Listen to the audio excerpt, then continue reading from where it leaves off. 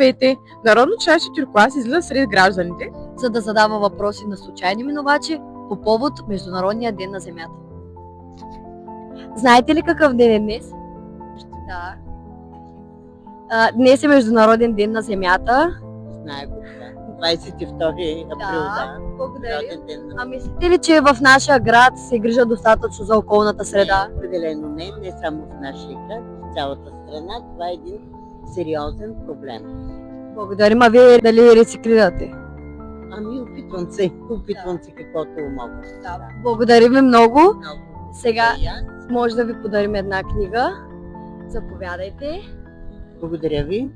Здравейте! Здравейте! Знаете ли какъв ден е днес? Не, какъв е? Днес е Международен ден на Земята. Имате ли някакви навици, с които опазвате околната среда? Като например, Например, да спирате водата, докато си миете зъбите. както си плащам сметките, сам вече я спирам. Добре, ами например лампите, когато излизате от стаите, изгасяте ли ги? И гледам да ги изгасям редовно, да.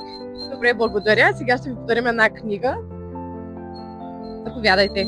Здравейте! Днес е Международния ден на Земята и според вас как е най-добре да опазваме околната среда?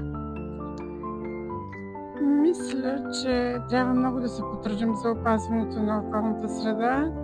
Сега минах покрай кофите за боклук и те преливаха от боклуци, което изобщо не е в интерес на опазването на околната среда. Трябва да се грижим по-добре за растенията и за отношенията между хората.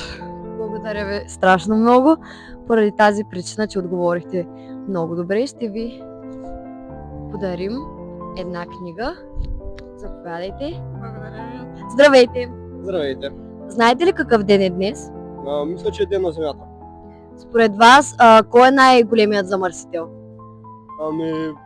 Особено във Варна и в големите градове смятам, че са автомобилите. Те доста замърсяват въздуха, особено дизеловите автомобили. Защото се премахнати филтри и такива работи. А според вас, как може да го предотвратим това? Доста добра алтернатива за градски транспорт, защото един голям автобус превозва примерно 50 човека, вместо да се превозват 20-30 коли. Добре, благодаря много. Това е вашият подарък, една книга. Много ви благодаря.